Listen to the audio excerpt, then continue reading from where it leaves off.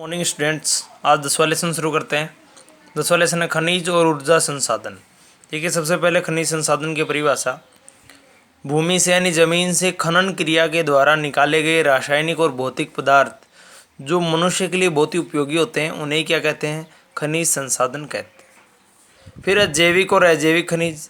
तो खनिजों के निर्माण में भौतिक कारकों का भी योगदान रहा है, तो जैविक कारकों का भी योगदान रहा है। इसी आधार पर खनिज दो प्रकार के बताए गए हैं। एक तो जैविक खनिज है।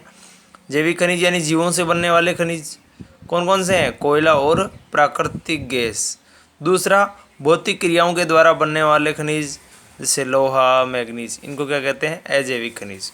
फिर है खनिजों का वर्गीकरण, और ये इंपॉर्टेंट है, 10वीं बोर्ड में 2 नंबर का पूछा भी गया है। भारत में खनिजों को भौतिक, याद रखेंगे, भौतिक और रासायनिक गुणों के आधार पर कितने प्रकार के खनिज? 3 प्रकार के। 1 नंबर धात्विक खनिज, 2 नंबर अधात्विक खनिज, तीसरा ऊर्जा खनिज। देखिए, धात्विक खनिज क्या होते हैं? वे खनिज जिसमें धातु की मात्रा पाई जाती है।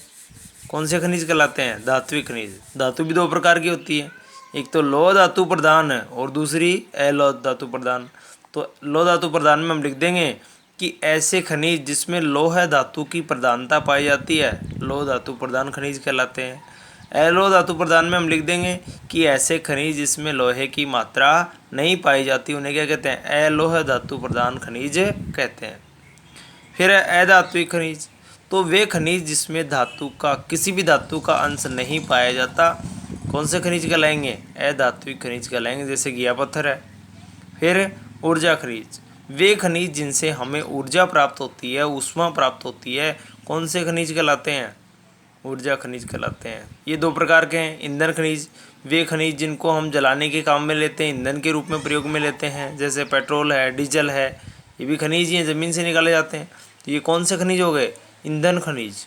फिर अणु शक्ति खनिज, वे खनिज जिनसे अणु शक्ति बनाई जाती है, परमाणु शक्ति बनाई जाती है, कौन से खनिज कहलाते हैं? अणु शक्ति खनिज, जैसे बेरिलियम, थोरियम। अब देखिए, इन प्रत्येक का मैंने विवरण यहाँ पे लिखवाया हुआ है। धात्विक खनिज, ऐसे खनिज जिसमें किसी भी प्रकार की धातु का अंश नहीं पाया जाता, कौन से खनिज कहलाते हैं? धात्विक खनिज कहलाते हैं। सॉरी, धातु का अंश पाया जाता है, उसे धात्विक खनिज कहते हैं। इन्हें 2 भागों में बांटा गया है। पहला, लौह धातु प्रधान।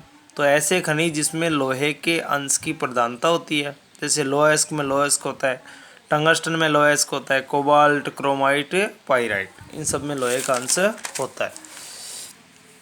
आगे देखिए, अलौह धातु प्रधान। तो वे खनिज जिसमें लोहे का अंश नहीं पाया जाता, क्या कहलाते हैं? अलौह धातु प्रधान खनिज कहलाते हैं। जैसे सोने में लोहे का अंश नहीं पाया जाता, चांदी, तांबा, जस्ता, बॉक्साइट, टिन, मैग्नीशियम, इन सब में लोहे का अंश नहीं पाया जाता। दूसरा, अधात्विक खनिज।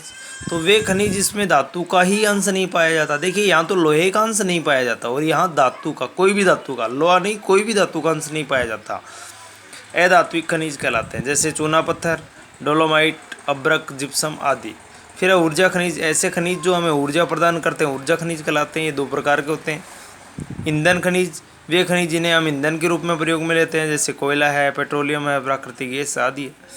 फिर है अणु शक्ति खनिज। तो ऐसे खनिज जिनसे परमाणु शक्ति बनाई जाती है, जैसे यूरेनियम, बेरिलियम, थोरियम, इलेमाइट आदि। ये सभी आपको उदाहरण सहित याद करने हैं और होमवर्क इतना कर लेना है। धन्यवाद।